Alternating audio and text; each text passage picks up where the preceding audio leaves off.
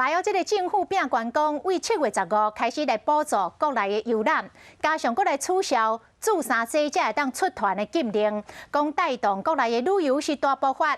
观光局的统计，到目前为止，已经申请的游览团2000团，个人申请要带暝补助的房间嘛有16万间。讲这个学校很热，这2个月时间甲估算起来，新竹的六福村差不多会有50万人去算，云林的剑湖山会大约有25万人。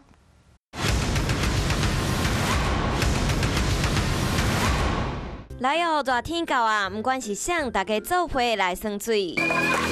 游乐园阁恢复到真侪人，悠悠阁愈补助票价拍3折，拍到大家的心肝内。刘浩川2年无看的水乐园又阁回归，主文人数超过6万人，暑假日园人数估计有50万人。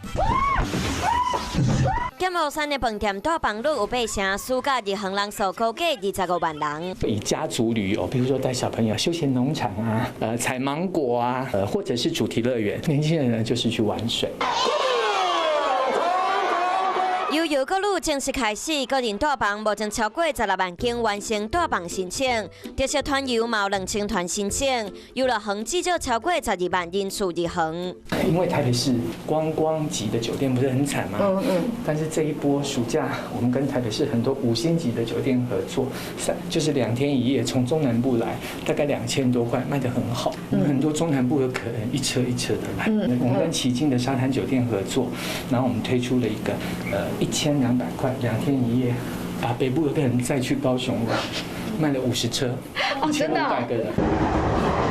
铁道旅游嘛袂歹，代替宣布8月恢复全部列车。8月初5到29，拜5到拜1对加开台北花莲和台北台东之间的新自强号列车。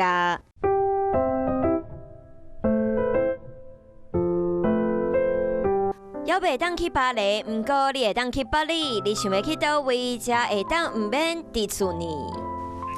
嗨，我是庄宇杰，想要看到更多的新闻内容吗？赶快订阅华视新闻的 YouTube 频道，并且开启小铃铛，跟着宇杰一起看新闻吧。